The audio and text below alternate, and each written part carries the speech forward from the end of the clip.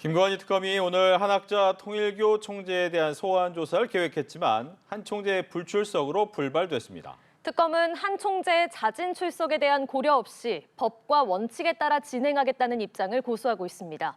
김건희 특검팀 사무실 앞에 나가 있는 취재기자 연결하겠습니다. 백유빈 기자. 네, 김건희 특검 사무실 앞입니다. 오늘로 예정됐던 통일교 한학자 총재에 대한 3차 소환 조사가 또다시 불발됐습니다.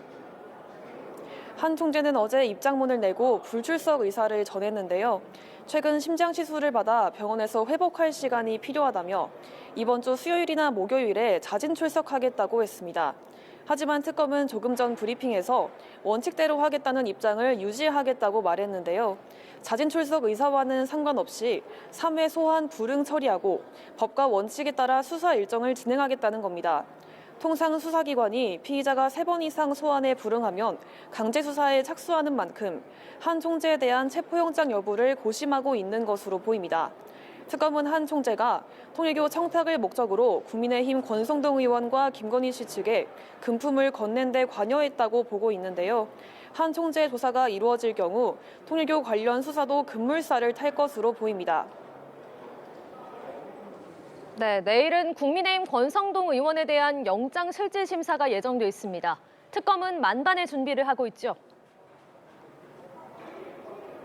네, 국민의힘 권성동 의원의 구속 전 피의자 신문이 내일 서울중앙지법에서 열립니다. 앞서 특검은 권 의원이 통일교 측으로부터 불법 정치자금 1억 원을 받았다고 보고 구속영장을 청구했습니다.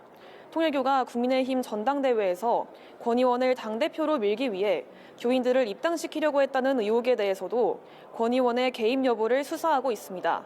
하지만 권 의원이 자신의 혐의를 계속해서 부인해온 만큼 치열한 법적 공방이 이루어질 것으로 예상되는데요. 특검이 권 의원의 신병을 확보할 경우 통일교 관련 수사에 속도가 붙을 것으로 보입니다.